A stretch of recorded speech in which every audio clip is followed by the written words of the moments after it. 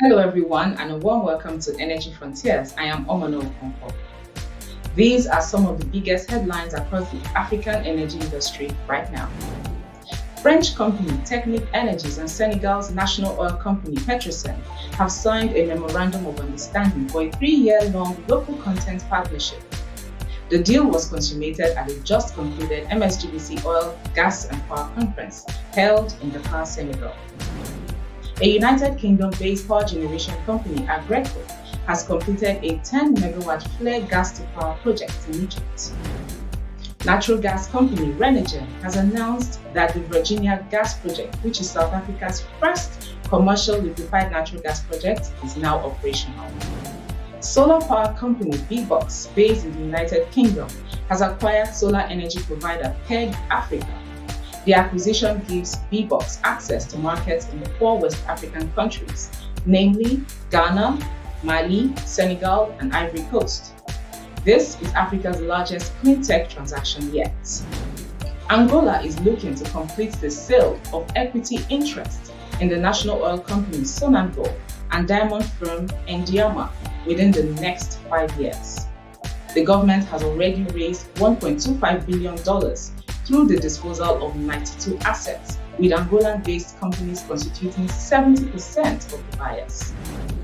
Italian energy group Eni has acquired British Petroleum's upstream business in Algeria, including its 33.15% working interest in the Salah concession and its 45.89% working interest in the Amenas concession.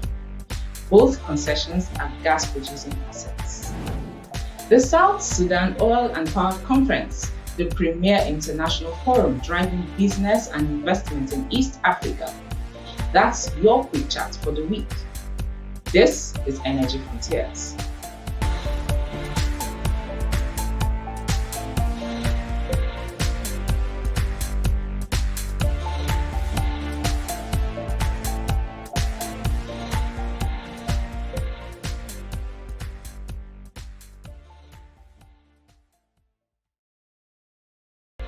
Welcome back to the program.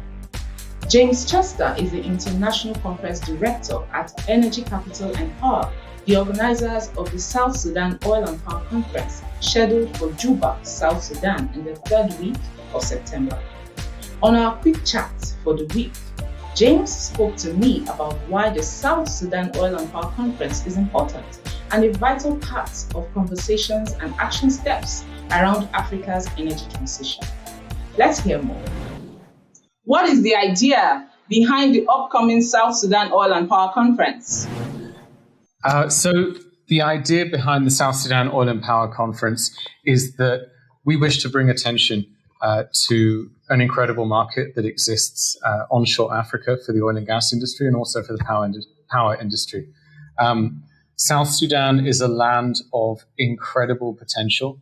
Anybody who's ever been there and worked there will say this. It's a tough environment sometimes in which to work, but it's also an environment that exposes a lot of incredible opportunity. So we want to bring investment into energy in South Sudan. We believe that it's good for the country, it's good for its people, it's good for the private sector and the government there, and also for the region as a whole, because we think that the region has a lot that it can learn and profit from in South Sudan.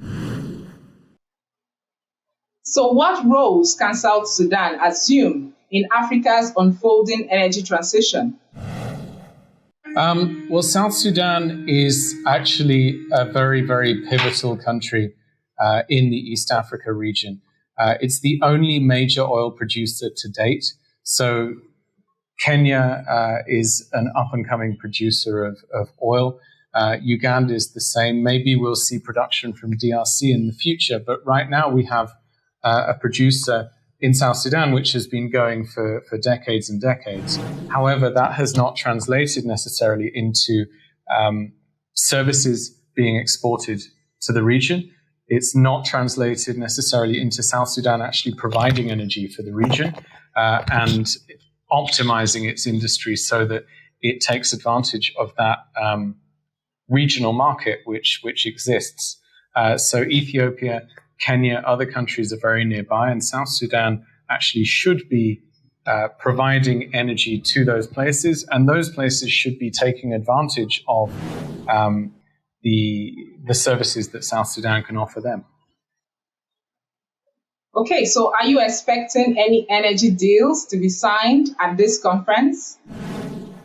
Yeah, very much so. We're looking forward to national oil companies getting together. So we have the national oil companies of South Africa and Sudan and Djibouti.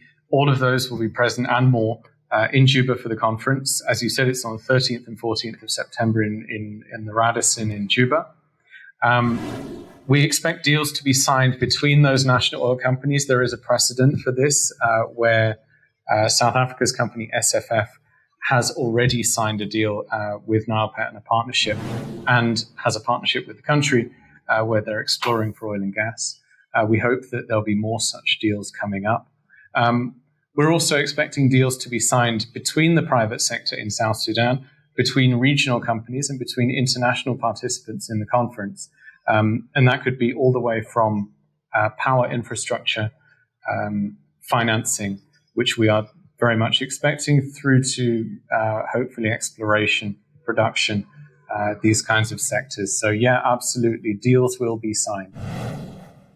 Interesting. So what recent energy impact has Energy Capital and Power made in the East Africa region? I think that the impact that we've had has been to bring South Sudan to the forefront and to tie South Sudan into a global and African energy narrative. It's something that we take pride in doing. This is our longest running national event. We've been doing this since 2017.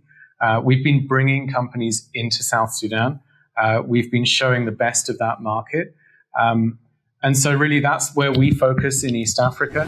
And I think that we've really had an impact. There have been some partnerships which have come out of this. There have been companies that have signed deals, that have made money, that have taken the industry forward and created jobs. And we'd want that to continue and grow larger, create more jobs, bring energy to more people, boost the industry further, and help South Sudan to really reach its potential that we all know exists there.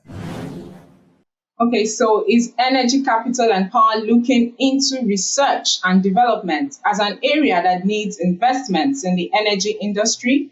And do you have any proof of this? Well, I mean, we would say that research and development is just one of the very important areas that we touch upon at the conference. Our work is to bring together the right people and make sure that they have the right conversations, and then steer that towards tangible results. R&D is incredibly important. We know that it's really critical that kind of R&D activity is brought into South Sudan and brought into African countries and done there rather than done outside. That's particularly important in an environment like South Sudan, where there are some barriers to doing business which are imposed on the country. So yeah, it's important that R&D is there. It's important that that data is kept in country and processed in country. That's something which South Sudan is doing a lot of with its new exploration licensing round. We'd really hope that goes across the region to places like DRC and Somalia that are also doing their own licensing rounds. So yeah, R&D is critical. But there's a lot of other work to be done: policy making, local content, other technology factors, and financing, which is just really the route is getting financing for projects, and that's something that we're very serious about.